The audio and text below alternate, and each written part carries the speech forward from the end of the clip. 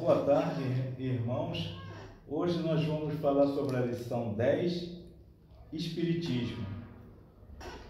A lição 10 tem por base o 5º livro da lei, que é Deuteronômio, que eu lerei agora com os irmãos, do capítulo 18,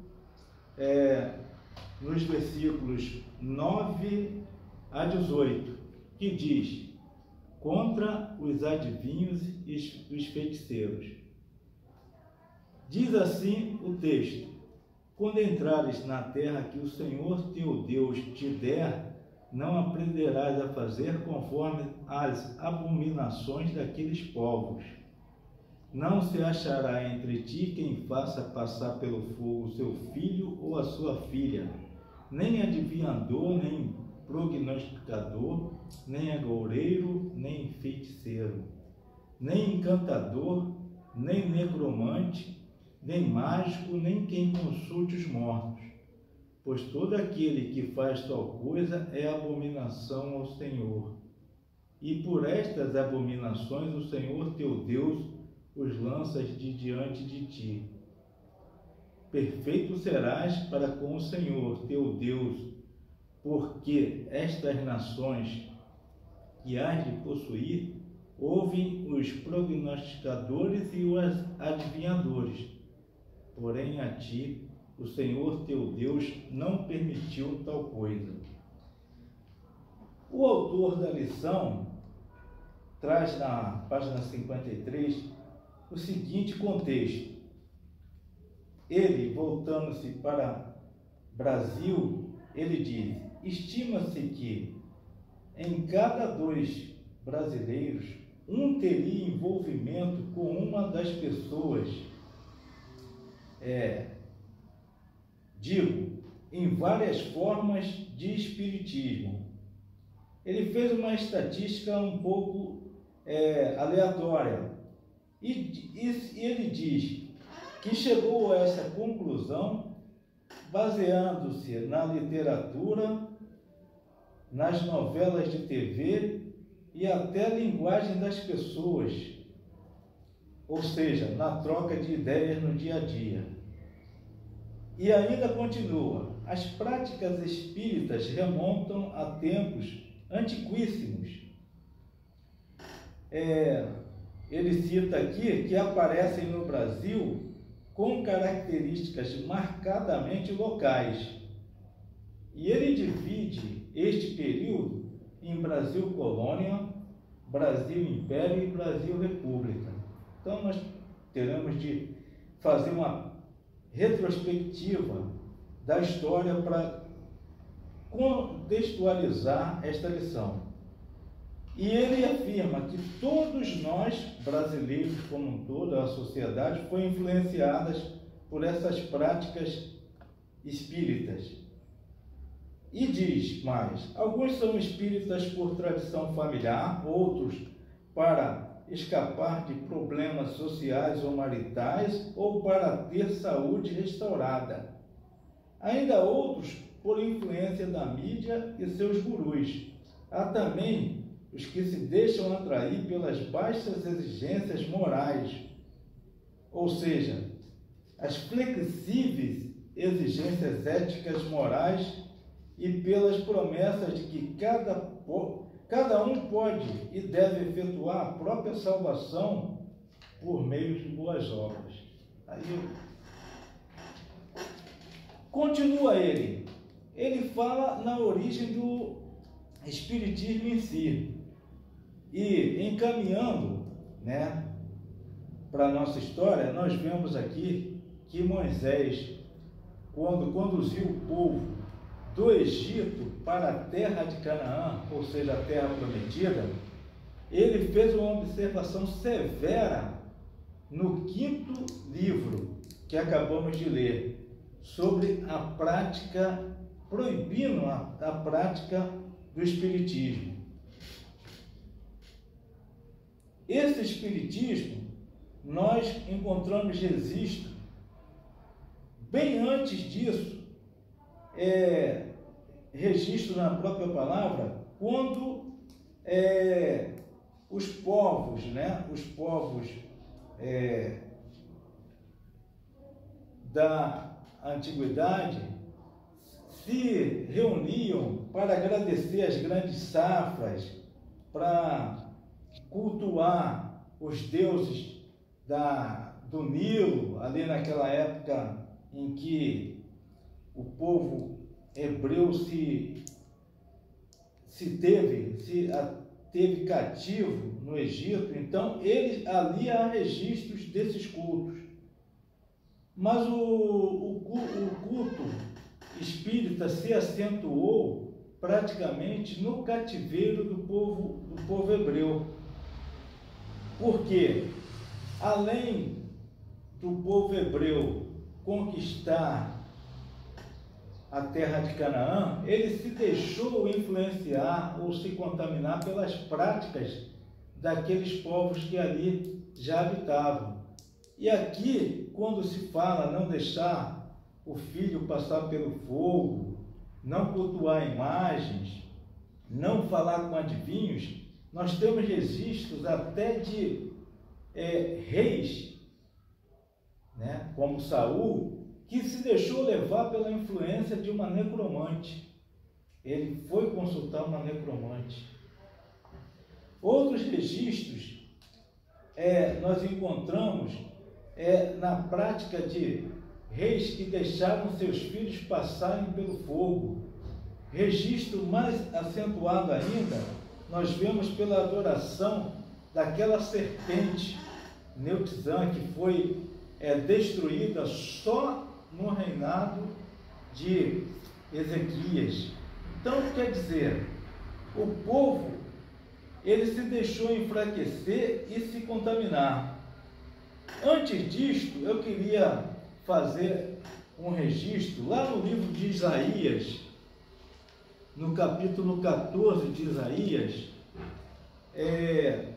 do versículo 12 ao versículo 14, onde nós temos o seguinte registro, né? Como caíste do céu, ó estrela da manhã, filho da alva, como foste lançado por terra, tu que debilitava as nações, tu que dizias no teu coração, eu subirei ao céu, acima das estrelas de Deus, exaltarei o meu trono, e no monte da congregação me assentarei nas extremidades do norte. Subirei acima das mais altas nuvens e serei semelhante ao Altíssimo. Este registro fala da rebelião de Satanás ainda no céu. Ele se rebeliou e foi expulso, mas quando ele foi expulso, ele converteu praticamente 1/3 dos anjos. E essas hostes hoje estão na terra. Esses espíritos são eles, junto com o diabo, que procuram desfazer a obra de Deus. Primeiro a ser tentado foi o homem ainda no paraíso, quando desobedeceu, porque todas as obras ali eram boas, mas ele se deixou levar, ele foi enganado. O espírito se apossou, né, da serpente, e o diabo enganou Eva. Voltamos ao contexto do Brasil sendo descoberto. Sabemos que 2 nações católicas na época, Espanha e Portugal, se lançaram em empreendimentos mercantilistas, que era a política adotada na época. E devido à queda de Constantinopla, ou seja, a última resistência do Império Romano, quando ruiu a parte desse império, o que remanesceu foi a Igreja Católica como um todo, já que ela era responsável por garantir a organização cristã do mundo, católico era universal, o cristianismo universal. A igreja se enfraqueceu, haja vista que os islamitas, né, os descendentes de Ismael, aqueles que tomaram Constantinopla, professavam, né, e professam uma religião contrária aos princípios cristãos, né, e devido ao conflito político, a passagem para o Mediterrâneo foi dificultada, obrigando portugueses e espanhóis a encontrarem rotas alternativas para chegarem ao Oriente. Haja vista que as nações se mantinham através do acúmulo de riquezas. Aí vem, nesse contexto, surge praticamente a descoberta do Brasil. O português que aqui aportou, inicialmente teve contato com o indígena, o nativo, e esse nativo praticou inicialmente o chamado escambo, ou a troca. O que era de interesse comercial na época era o pau-brasil.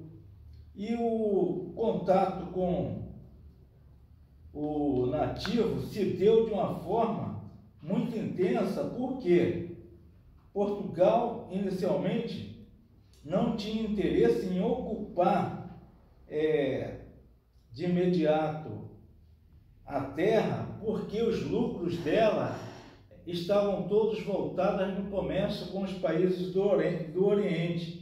E já existia uma rota alternativa, né? Uma rota que eles descobriram. Tão logo eles dividiram a América descoberta no Tratado de Tordesilhas, a Igreja católica, que se mantinha como o baluarte do cristianismo da época, financiou uma contraofensiva à reforma protestante, através da Companhia de Jesus, e financiou jesuítas com o objetivo de catequizar os nativos da terra recém-descoberta. Aqui no Brasil, os jesuítas que aqui vieram após a distribuição da terra, ou seja, a divisão da terra em 6 Marias, né? Entretanto, só Pernambuco e a Vila de São Vicente, São Paulo, tiveram sucesso. Mas eles protegiam os indígenas, eles garantiam os indígenas através da catequese. Os portugueses, então, lançaram mão de uma mão de obra que já era muito usada, a mão de obra escrava, ali do norte, do nordeste da África. Ou seja, nações, eles fomentavam a discórdia política entre aquelas nações e, como a guerra era de conquista, eles se apropriavam dos vencidos e compravam como mão de obra para suas colônias, trazendo não só para o Brasil, mas para outras colônias portuguesas e espanholas. Essas pessoas que vinham inicialmente para o Brasil, elas já professavam a sua religião, e a maior parte delas faziam uso de bruxaria, de práticas espíritas que eram reprovadas na antiga Europa. Não só o negro, mas o branco, que inicialmente veio para o Brasil, eles vinham como punição. Atuava na época o Santo Ofício, ou seja, a Inquisição, que condenava muitos ao trabalho nas galés, né? Daí vem a palavra galera, onde eles eram condenados a remar naqueles navios galés até praticamente a morte. E as mulheres muitas vezes eram submetidas ao degredo, à extradição, e elas vinham para o Brasil, mas elas vinham por prática de heresias contra a igreja. Elas eram condenadas como feiticeiras, como bruxas, aquelas que não tinham a pena convertida na morte na fogueira, ou aqueles que não eram queimados na Europa, foram mandados inicialmente para aqui, para o Brasil colônia. O autor fala aqui até de uma portuguesa, que ele bota aqui no registro, uma portuguesa que fazia encantos, né, inicialmente, para os portugueses serem felizes nas conquistas amorosas. Ele disse que os portugueses trouxeram práticas espíritas da Europa. Na Península Ibérica, havia feiticeiros e havia prática de bruxaria. Eles criaram raízes de novo mundo. E ele cita um trecho do livro de Gilberto Freire, grande sociólogo, que fala o seguinte: ele fala de uma bruxa portuguesa que ostentava as maiores intimidades com o diabo e ajudava os colonos nas suas aventuras sexuais.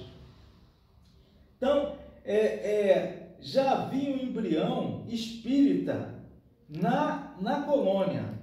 Ele disse que os africanos trazidos de diversas regiões do continente africano como escravos, muitos deles, embora batizados como católicos, porque a religião oficial era o catolicismo, lembrando que Espanha e Portugal eram nações católicas, eles continuavam adorando deuses ancestrais disfarçados de santos católicos, já que poucos deles tinham acesso às capelas dentro da Casa Grande. Então, a única maneira de cultuar os seus deuses era fazer uma maquiagem de adorar deuses católicos, mas como um culto totalmente estranho, que era um culto voltado para a adoração ao diabo, cultos pagãos. Ficou muito correto quando ele diz que alguns brancos aderiram a esse culto, ou seja, inicialmente ao candomblé e ao banda.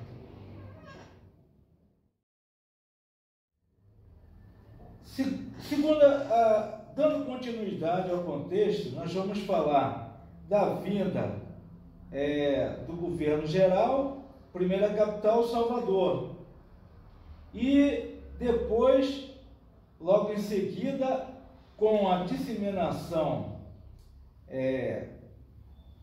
das ideias de mercantilismo, de acumulação de riquezas, foi trazido o cultivo da cana-de-açúcar, que deu certo inicialmente em Pernambuco e várias outras sesmarias do Nordeste. Foi criado o governo geral, né? O governo geral aqui no Brasil. E esse governo geral facilitou a importação de mão de obra negra. Os escravos que aqui eram trazidos se juntaram com os indígenas nas práticas de adoração a animais, a deuses da floresta, à chuva, às estrelas e a outras entidades que eles buscavam que fosse conferida a eles poder através dessa adoração. Dando continuidade ainda, o Brasil, império, ou seja, com a vinda da família real para o Brasil, em face de um conflito político, a ameaça de invasão de Napoleão em Portugal e toda a Europa, o Dom João, vindo para cá, mudou a capital para o Rio de Janeiro, porém, a continuidade do tráfico negreiro se intensificou. Por quê? Agora, além da exaustão do comércio em relação à compra da cana-de-açúcar, houve necessidade do cultivo de alimentos para subsistência, para abastecer o mercado interno, e os administradores se lançaram à busca de minérios. Foi a época, então, que se criaram as entradas, que eram movimentos oficiais, expedições oficiais, para avançar no interior do Brasil, e as bandeiras, né, que eram movimentos autônomos, movimentos também similares para explorar o ouro. Essas pessoas avançaram por o interior do Brasil em busca de riqueza, já que era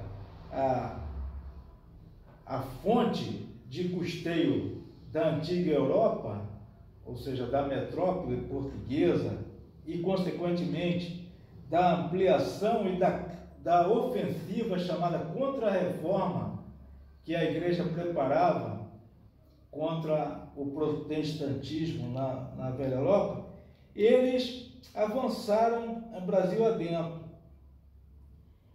Nesse período, surgiu na França um espírita chamado Alain,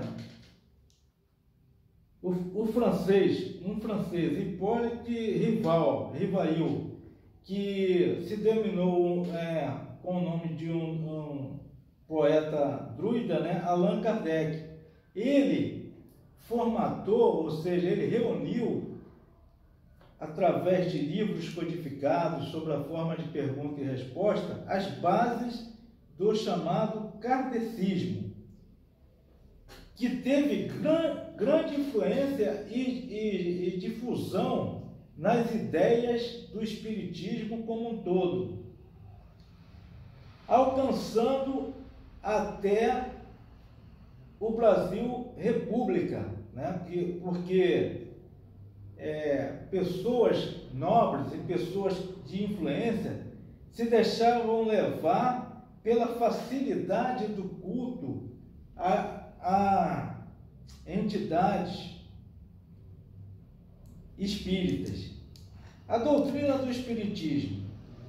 Primeiro, o animismo, o culto aos espíritos de animais e das forças da natureza, seria uma tentativa de apaziguar entidades poderosas, de ganhar proteção e fertilidade.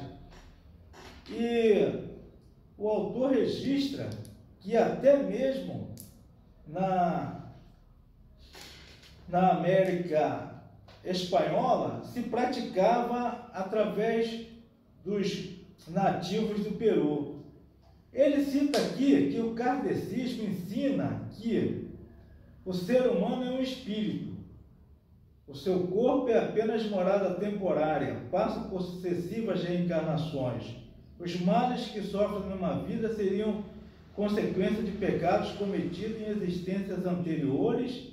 Esses pecados têm de ser expiados pelo próprio pecador que se reencarna. Então ele não reconhece o Senhor Jesus como Salvador. E outra mais ofensiva é que eles não reconhecem a Trindade. O Espiritismo não reconhece o Pai, o Filho e o Espírito Santo. Então eles são totalmente avessos. Eles acreditam que o homem, por boas obras, poderá se salvar. Lê do engano que levam muitos à perdição. Sem a obra redentora do Senhor Jesus, o homem que pecou inicialmente lá no jardim e se manteve afastado, não teria a oportunidade de se religar ao Senhor, religação a Deus. E aqui diz, que Cristo veio para buscar e salvar aquele que se havia perdido. E o autor bota aqui no registro: Jesus Cristo nos ama e nos libertou dos nossos pecados por meio de seu sangue. O sacrifício é único. Não há necessidade de sacrifícios temporais contínuos, sacrifício de animais, oferendas, cantos, a essas hostes caídas e expulsas do céu, porque tentaram usurpar o trono do Senhor.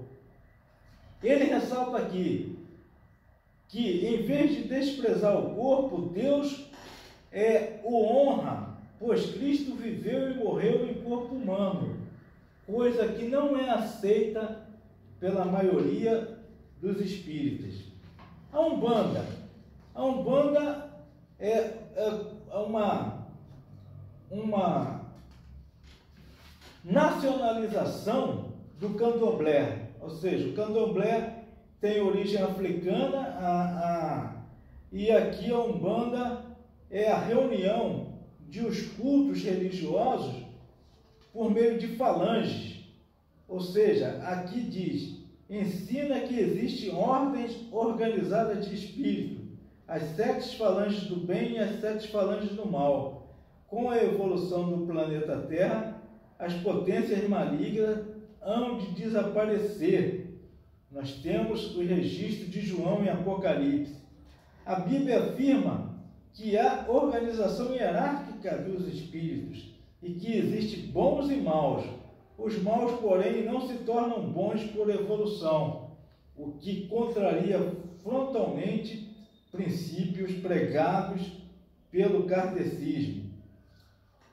Esses espíritos todos foram derrotados com a ressurreição do Senhor Jesus. Sua morte na cruz pagou por completo a dívida que tínhamos com Deus, ou seja, a dívida do pecado. Ele foi apagado de uma vez por todas. E a ressurreição do Senhor, que é que nos garante a salvação eterna.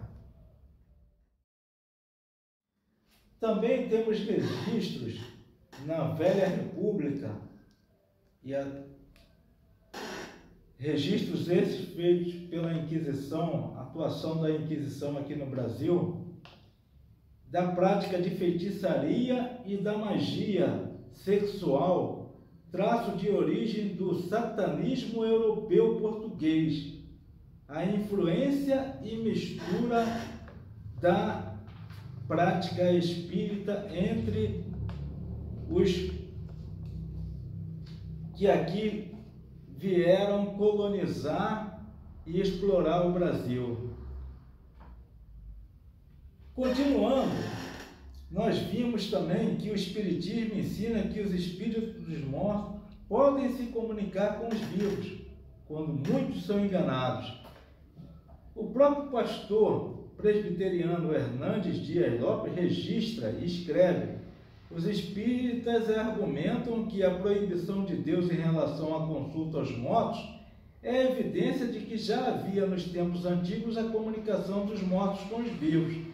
Alegam que a proibição só era feita porque naquele tempo os homens não estavam desenvolvidos o bastante para conseguirem suportar semelhante prática. O argumento espírita, contudo, é inconsistente. A proibição divina prova apenas que existia consulta aos mortos, e não que houvesse uma efetiva comunicação destes com os vivos. Haja visto o relato do rei Saul, que foi enganado por uma necromante. Jesus é categórico em seu ensino: mortos e vivos não se comunicam, nunca. Se você quer estudar mais sobre o assunto, recomendamos o livro É Possível Comunicar-se com os Mortos, de Hernandes Dias Lopes, da editora Betânia. Como a palavra de Deus, a Bíblia, vê um mundo espiritual? Hoje, República, Brasil, República. A palavra de Deus é clara a respeito do mundo espiritual.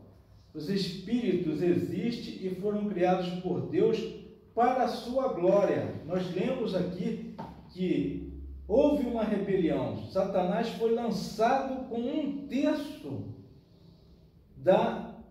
daqueles que se rebelaram contra Deus. Mas os espíritos, todos eles estão sujeitos a Deus. Satanás não podia tocar em Jó sem permissão de Deus. Nós temos registro do livro mais antigo da Bíblia, Jó.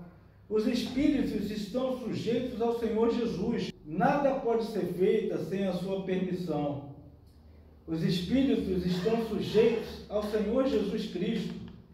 Quando este morreu e ressuscitou por meio desta ressurreição, ele garantiu a salvação do homem.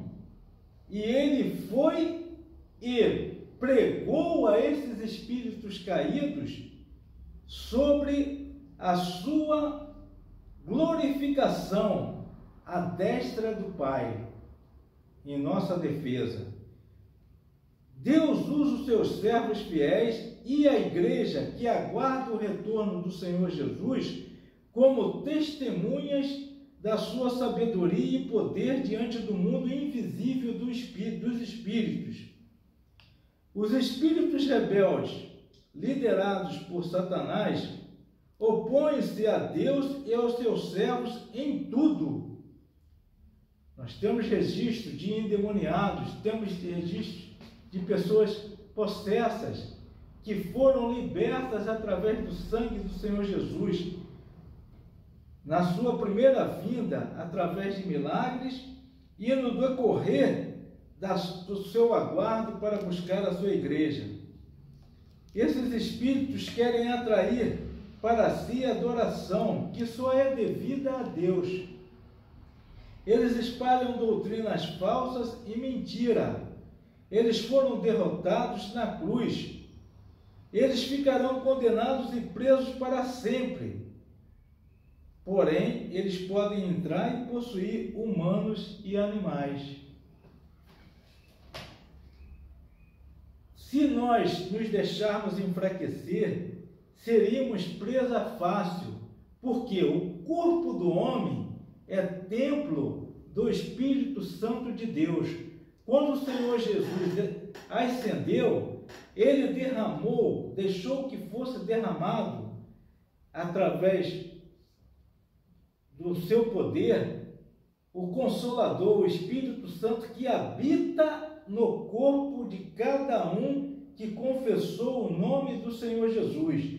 Não há espaço para abrigar qualquer espírito que seja, porque o Espírito que habita no nosso corpo é o Espírito Santo, o Espírito de Deus, o Espírito da Trindade Divina. Receber Jesus como Senhor é deixar que somente o Espírito Santo habite o corpo. Confessar e renunciar a qualquer envolvimento com espíritos. Nós precisamos saber que qualquer que busca desses espíritos não deixa de ser pecado.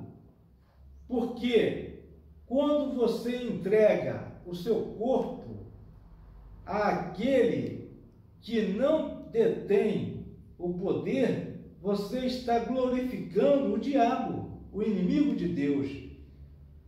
Aqui nós precisamos pregar para todos que fazem cultos espíritas, para desfazer-se de todos os apetrechos espíritas, imagens, livros, objetos, fica, patuais e outros objetos.